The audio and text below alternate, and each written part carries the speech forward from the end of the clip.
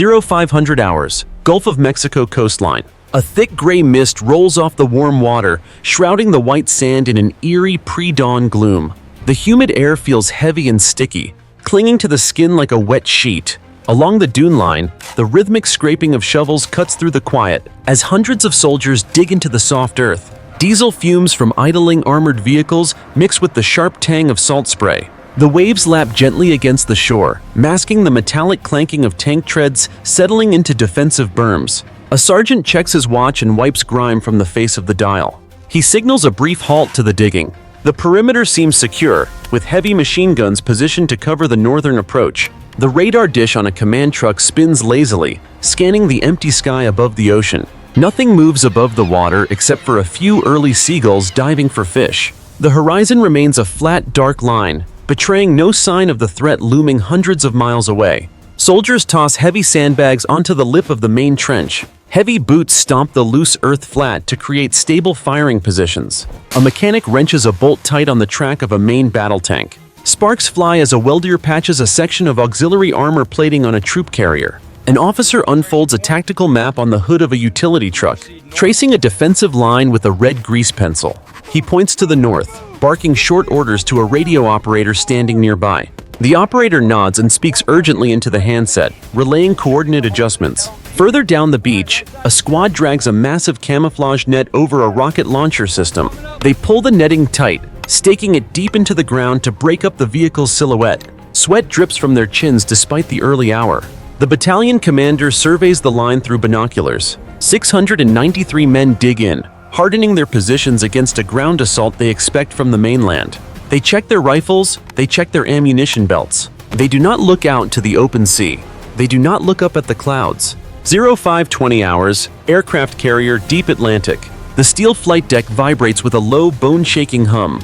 Powerful floodlights cut through the sea spray, illuminating the sleek, gray shapes of fighter jets lined up in the darkness. Steam wisps violently from the catapult tracks, hissing against the cold ocean wind. Ground crews in color-coded vests scramble under the wings, pulling chocks and checking intake seals. The air smells of jet fuel and burnt rubber. The massive ship cuts through the swells, pitching rhythmically as the Atlantic churns below. A pilot climbs the ladder into the cockpit of the lead jet. He straps in tight. The canopy lowers and locks with a hydraulic hiss. He flips a bank of switches and the engine whines to life, building to a deafening roar. The jet shudders against its brakes. The deck officer in a yellow vest raises a hand, signaling the catapult crew. They rush forward, hooking the nose gear to the shuttle. The pilot gives a thumbs up. He salutes. The officer drops to one knee and points forward. The jet engine screams at full power. Blue flame erupts from the exhaust. The catapult fires. The fighter jet blasts down the runway. It accelerates from 0 to 160 miles per hour in 2 seconds. The force pins the pilot against his seat. The wheels leave the deck. The aircraft drops slightly, skimming the whitecaps, before the engine roars louder and pushes it skyward. A second jet moves into position immediately. The blast deflector raises. The process repeats. One by one, the squadron hurls itself into the black sky. They bank hard to the west, their afterburners glowing like angry embers against the stars. They climb rapidly, piercing the cloud layer. The formation tightens. The flight leader checks his navigation display. The target is hundreds of miles away, unaware and exposed. The carrier shrinks to a speck on the dark water behind them. 0545 hours, high altitude, airspace south of Florida. The sky is a deep, bruising purple as the sun threatens the eastern horizon. Thin clouds streak past the cockpit glass at supersonic speeds, blurring into a gray wash. Inside the cockpit, the only sound is the rhythmic breathing of the pilot through the oxygen mask and the low hum of the avionics cooling fans. Below the ocean is a featureless black void. The formation of fighter jets hangs motionless relative to each other, suspended in the thin, freezing air. The wings flex slightly under the heavy aerodynamic load. The flight leader toggles a plastic switch on the main control stick. A master arm light blinks from green to red on the dashboard. The targeting computer syncs with the weapon pylons beneath the wings. A digital display paints a locked box on a set of coordinates miles ahead. The pilot's gloved finger hovers over the red release button. The targeting tone shifts to a steady, high-pitched whine. He breathes in. He squeezes the trigger. Clamps disengage with a loud metallic thud that vibrates through the airframe. The heavy gray cruise missiles drop from the wings. They fall freely for a split second, tumbling into the violent slipstream. Gravity takes hold. Suddenly, the internal turbojet engines of the missiles ignite. A bright flash of white light bursts from the rear of the weapons. Stubby wings unfold from the missile bodies with a sharp mechanical snap. The missiles accelerate instantly, pulling away from the fighter jets with terrifying speed. They leave thin trails of exhaust in the freezing air. The fighter pilots bank their jets hard to the left. The airframes groan under the sudden gravitational force of the turn. The pilots look back over their shoulders. 12 cruise missiles streak forward, independent and lethal. They dive. They cut through the cloud layer like darts. The nose cones adjust, seeking the heavier, warmer air of the surface. Guidance finds twitch rapidly, correcting the flight path against the crosswind. They drop lower and lower, vanishing into the gray mist below. The fighter jets hit their afterburners. The engines roar. They scream back toward the east, fleeing the area before the radar on the ground can lock onto them. The missiles fly on alone. They level out. They are now autonomous hunters, closing the distance at 600 miles per hour. 0555 hours. Open ocean, Gulf of Mexico. The sea is calm, rolling in long, lazy swells under the brightening sky. A small, rusty fishing trawler chugs slowly toward the west, its nets dragging heavily in the water. Seagulls circle the wake, diving for scraps. The crew hoses down the deck, the water sloshing over their rubber boots. The engine rhythm is steady, a low thumping beat that vibrates through the steel hull. The world feels slow, rhythmic, and safe. Suddenly, the air pressure drops. A high-pitched shriek tears the sky open. 12 dark shapes drop from the clouds like stones. They pull up violently just before hitting the water. The missiles level out, hovering only 15 feet above the waves. They are moving at 600 miles per hour. The sound barrier cracks. The lead missile screams past the fishing trawler. The shockwave hits the boat like a physical hammer. The windows on the bridge shatter inward, spraying glass over the captain. The hull lists violently to the starboard side, throwing the crew off their feet. They slam into the railings. Water crashes over the gunwale. The missiles do not stop. They lock into their sea-skimming altitude. White water kicks up behind them in 12 parallel rooster tails, marking their path like scars on the ocean surface. The turbojet engines whine at a pitch that makes teeth ache. Salt spray coats the sensor lenses on the nose cones. Wipers flick back and forth, clearing the vision. Small guidance fins on the tails twitch frantically, making micro-adjustments to keep the weapon steady against the updrafts from the waves. They fly so low that the exhaust wake leaves a boiling trail of steam on the water. They are invisible to the long-range radar looking for high-altitude threats. They are under the curve of the Earth. They are silent hunters until the moment they arrive. Ahead, the coastline begins to take shape. A thin strip of white sand and green tree line grows larger on the horizon. The missiles check their internal maps. They confirm the target location. The engines throttle up slightly.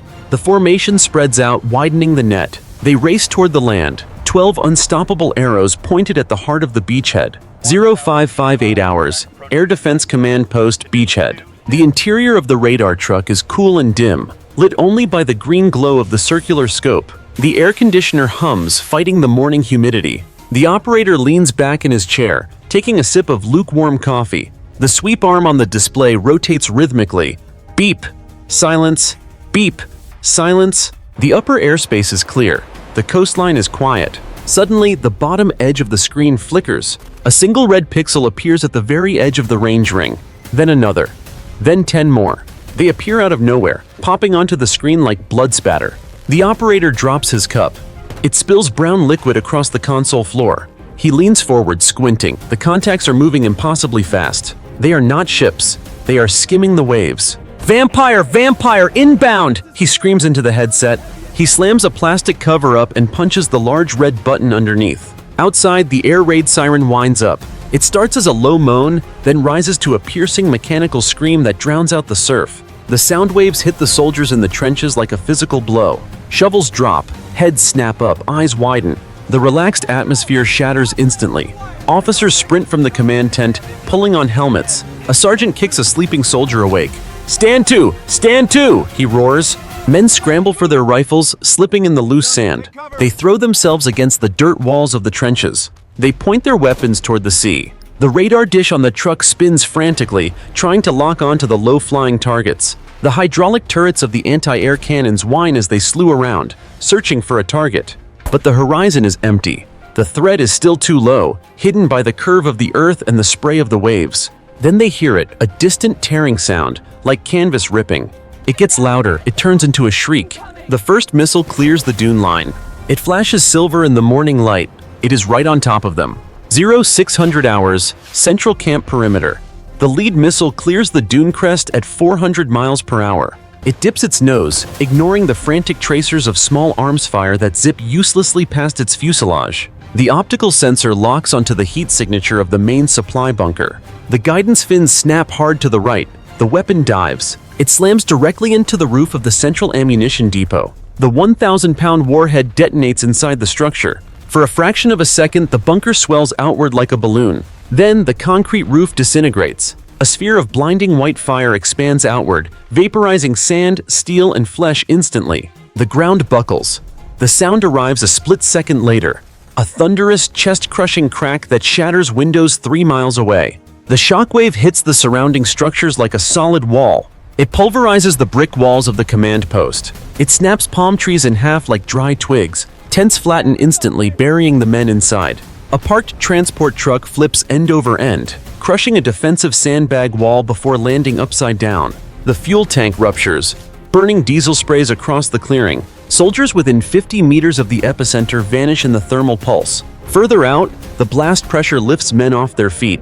It hurls them through the air. They crash into vehicles and trees. Helmets fly off. Rifles spin away into the dirt. Dust and black smoke billow upward, forming a mushroom cloud that blocks out the rising sun. Secondary explosions ripple through the burning depot. Crates of artillery shells cook off in rapid succession.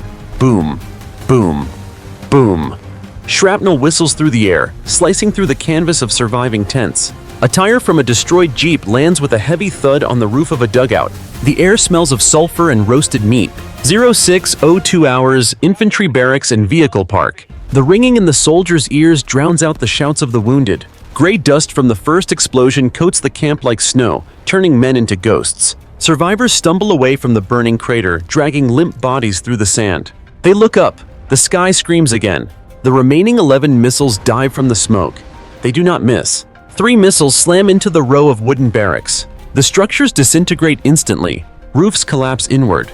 Walls blow out in a shower of deadly splinters. A fireball rolls through the sleeping quarters, consuming mattresses, kits, and men in a single breath. The heat is so intense it warps the metal frames of the bunk beds. Simultaneously, 4 missiles target the parked armored column. They strike the thin-top armor of the battle tanks. The warheads punch through the steel plating. Ammunition racks inside the hulls ignite. Massive turrets weighing tons are blown clear off the chassis. They spin through the air and crush the support trucks parked nearby.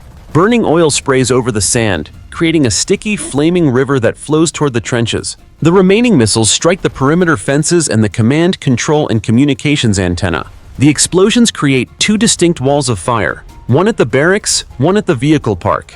The infantry unit is trapped in the middle. The escape route to the north is blocked by burning wreckage. The route to the south is open ocean. Soldiers sprint blindly through the smoke. A corporal tackles a private, shielding him as a piece of twisted metal slams into the ground where he just stood. A medic tries to apply a tourniquet, but the ground shakes violently, knocking him over. The air is filled with flying debris, concrete chunks, burning wood, and jagged steel. The corridor between the fires becomes a kill zone. Shrapnel whistles through the gap at waist height, cutting down anyone trying to cross. 0615 hours, vehicle assembly area. The heat in the center of the camp is no longer just a temperature. It is a physical weight that presses against the lungs. The air shimmers and warps above the burning wreckage. Black smoke coils thick and oily, blocking out the daylight completely. Visibility drops to 0. Soldiers cough violently, wrapping wet rags around their faces as they crawl through the dirt. The ground vibrates with a low, ominous rumble. A 5-ton fuel tanker sits near the edge of the inferno. Its green paint bubbles and peels away in sheets. The steel hull groans under the internal pressure. A stray ember drifts through the smoke and lands on a leaking valve. The tank ruptures. A geyser of liquid fire sprays 50 feet into the air. The explosion is not a crack, but a deep, hollow whoomp that sucks the oxygen out of the surrounding area. A wave of burning diesel floods across the sand like a tidal wave. It washes over sandbags. It pours into the foxholes. It flows underneath a row of parked infantry fighting vehicles. The heat reaches the ammunition stored inside the vehicles. The chain reaction begins. Crack thump. The first carrier explodes from the inside out. The rear ramp blows off its hinges, spinning through the air like a frisbee. It decapitates a palm tree. Crack thump. The second vehicle goes, then the third. The explosions ripple down the line like a string of firecrackers. 30mm cannon shells cook off, popping and whizzing in random directions. They strike the ground, kicking up spurts of sand. They ricochet off steel hulls with sharp metallic pings. The defensive line collapses. The fire jumps the gap to the ammo crates stacked near the heavy machine gun nests. Wooden boxes splinter, grenades detonate in clusters. The sand berms, painstakingly built hours ago, disintegrate into sliding piles of glass and ash. Soldiers abandon their heavy weapons. They scramble out of the trenches, clawing up the loose walls as the burning fuel pools at their boots. A radio operator screams into his handset, but the antenna is gone. There is no one to answer. The fire creates its own wind now, sucking debris and men toward the center of the blaze. The battalion is no longer a fighting force. It is a collection of desperate individuals trying to outrun the flames. 0630 hours, northern perimeter edge. The retreat is not orderly. It is a rout. Soldiers emerge from the black smoke, coughing violently. Their faces are smeared with soot and blood. They stumble over the uneven ground, their boots sinking into the soft sand. The roar of the burning camp behind them sounds like a jet engine at takeoff. The heat radiates against their backs, pushing them forward like a physical hand. A sergeant tries to rally a squad near a drainage ditch. He waves his arms. He screams orders. No one hears him. The panic is contagious. Men unbuckle their heavy tactical vests. They drop them in the dirt. They throw their assault rifles aside. Speed is the only thing that matters now. They sprint toward the dense tree line, seeking the cover of the jungle. But the wind has shifted. The fire from the fuel explosion has jumped the gap. The dry underbrush catches instantly. A wall of orange flame erupts along the edge of the forest, blocking the only exit route. The heat is searing. It blisters exposed skin instantly. The air is sucked out of the clearing to feed the new blaze. The lead group skids to a halt. They shield their eyes against the glare. Burning palm fronds fall from the canopy like fiery spears. A soldier screams as a burning branch crashes onto his shoulder. He collapses. Two comrades grab his drag handle. They kick him into the shallow water of the ditch to douse the flames. They look left. Fire. They look right. Fire. The camp behind them is an inferno. The jungle in front of them is a furnace. The soldiers huddle in the low ground of the ditch, pressing their bodies into the mud. They pull their helmets down tight. They wait. The crackle of burning timber surrounds them completely. 800 hours, the ruins of the beachhead. The roar of the inferno has faded. A heavy, suffocating silence hangs over the coastline, broken only by the sporadic popping of cooling metal and the hiss of steam rising from the wet sand. The sun is fully up, but its light struggles to penetrate the thick pall of oily black smoke that drifts lazily out to sea. The white beach is now a scar of gray ash and blackened earth. A faint buzzing sound cuts through the quiet. It sounds like a large insect. A small gray reconnaissance drone circles high above the devastation. Its camera lens rotates, zooming in on the destruction. The video feed stabilizes. It pans across the vehicle park. The main battle tanks are unrecognizable skeletons of rusted steel. Their turrets lie buried upside down in the sand. The rubber tracks have melted away entirely, leaving only bare metal wheels resting on the scorched ground. The drone flies lower. It passes over the barracks footprint.